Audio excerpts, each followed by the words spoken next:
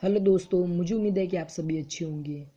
दोस्तों, मैं आज आपको बताने जा रहा हूँ हिंदी कविता दिन जल्दी जल्दी ढलता है। जैसे कि इसका संदर्भ यह है कि प्रस्तुत पद्यांश कवि हरिवंश राय बच्चन द्वारा रचित दिन जल्दी जल्दी ढलता से लिया गया है। और इसका प्रसंग यह है कि प्रस्तुत कविता में यह अनुभूति है कि समय तेजी से व्यतीत हो रहा है, यानी समय तेजी से बीत रहा है। वह दूसरी ओर लक्ष्य को पाने के लिए शीघ्रता का वर्णन है। यानी एक तरफ तो समय तेजी से व्यतीत हो रहा है, दूसरी तरफ हमको लक्ष्य को पाने के लिए भी तेजी से चलना होगा। ये इस कविता में दर्शाया गया है। अब आ जाते इसके अर्थ पर। First paragraph. हो जाए न पथ में रात कही, मंजिल भी तो है दूर नहीं, यह सोच थका दिन का पंथी भी जल्दी जल्दी चलता है, दिन जल्दी जल्दी डलता है। इस पद्यांश में कवि ये दर्शाता है कि समय तेजी से व्यतीत हो रहा है, यानी समय तेजी से बीत रहा है, लेकिन लक्ष्य तक पहुंचने से पहले रात ना हो जाए, अर्थात समय समाप्त ना हो जाए। सूर्य भी एक तरह का प्रतीक है और उसे भी लंबी दूरी तय करनी है। इस दौरान उसे भी थकान हो रही है, फिर भी वह तेजी से चल रहा है। क्यों? क्योंकि लक्ष्य तक पहुंचने से पहले रात ना हो जाए, अर्थात समय समाप्त ना हो जाए। Second paragraph.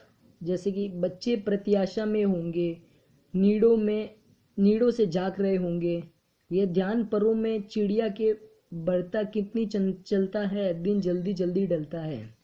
पक्षियों का समूह संध्या में तेजी से अपने घोंसलों की ओर लौट रहे हैं, यानी शाम की ओर अपने शाम होने से पहले रात होने से पहले शाम को अपने घोंसलों में लौट रहे हैं, क्योंकि घोंसलों में बैठे उनके बच्चे शावक भोजन की आशा में चोंच निकालकर बाहर प्रतीक्षा कर रहे हैं। इसका ध्यान आते ही चिड़िया के पंखों में चंचलता बढ़ जाती है और अर्थात वे तीव्र गति से यानी तेज गति से उड़ने लगते हैं। Third paragraph. जैसे कि मुझसे मिलने को कौन विकल, मैं हूँ किसके हित चंचल, यह प्रश्न शिथिल करता पद को बढ़ता उर्म में विहलता है, दिन जल्दी जल्दी डलता है।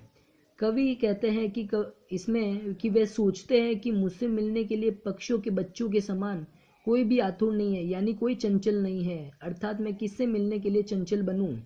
यह बात ध्यान में आते ही मेरी गति मंद हो जाती है, यानी गति रुक जाती है और पैर थिमिल हो जाते हैं और मेरा मन एकाकीपन से भर जाता है।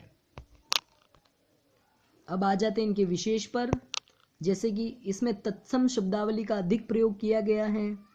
समय की गतिशीलता व लक्ष्य की दूरी का सामंजस्य बैठाना बहुत कठिन है, यानी समय की गतिशीलता व लक्ष्य की दूरी दोनों का आपस में मेल बिठाना बहुत मुश्किल है, यानी बहुत कठिन है। एकाकी जीवन की निरसता का स्वाभाविक वर्णन किया गया है।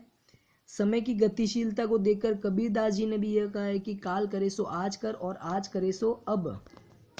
और जैसे कि दिन का पंथी यानी सूर्य रूपी राहगीर में रूपक अलंकार का प्रयोग किया गया है। जल्दी जल्दी में पुनरुक्ति अलंकार का प्रयोग किया गया है। यह है उनके विशेष। अब आ जाते हैं क्वेश्चन आंसर पर। फर्स्ट क्वेश्चन, बच्चे किस बात की आशा में नीड़ों से झांक रहे होंगे? पक्षी प्रातःकाल यानी सुबह भोजन की खोज में निकलते हैं और संध्या शाम होने के बाद समय अपने घोंसलों की ओर लौटते हैं। घोंसलों में रुके हुए उनके बच्चे के लिए वे पक्षी भोजन भी लाते हैं, अतः बच्चे इसी बात से वह देख रहे कि उनके माता पिता आएंगे और उनके भोजन लेकर आएंगे। सेकंड, दिन जल्दी जल्दी ढलता है कि आवृत्ति से कवि की किस विशेषता का पता चलता है? दिन जल्दी जल्दी ढलता है कि आवृत्ति से कविता में बताया गया है कि समय आत्मगति से बढ़ रहा है, यानी समय तेजी से व्यतीत हो रहा है, अतः हर प्रकार के प्रतीक को लक्ष्य तक पहुंचने के लिए तीव्र गति यानी तेज गति से चलना होगा, तभी वह अपने लक्ष्य को प्राप्त कर पाएंगे। अर्थात अगर धीरे गति से चले तो वे अपने लक्ष्य को प्राप्त नहीं कर पाएंगे। अर्थात कवि के कहने का मूल उद्देश्य यही है कि हमें तीव्र गति यानी तेज गति से ही आगे अपने लक्ष्य तक पहुंचने पड़ेगा। अगर हम तीव्र गति से चलेंगे तो ही अपने लक्ष्य तक पहुंच पाएंगे, नहीं तो नहीं। अब आ जाते हैं इनके अर्थ पर। आप इसे नोट भी कर सकते हैं, जैसे कि संदर्भ और ये प्रसंग। ये फर्स्ट पैराग्राफ का अर्थ।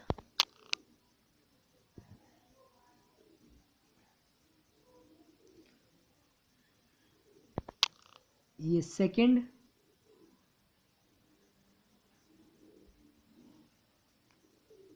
और ये थर्ड।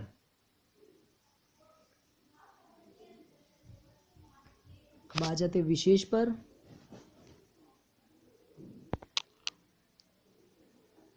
फर्स्ट और सेकंड,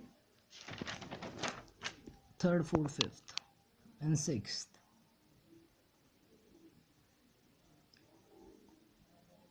अब आ जाते प्रश्न उत्तर पर, जैसे कि क्वेश्चन आंसर फर्स्ट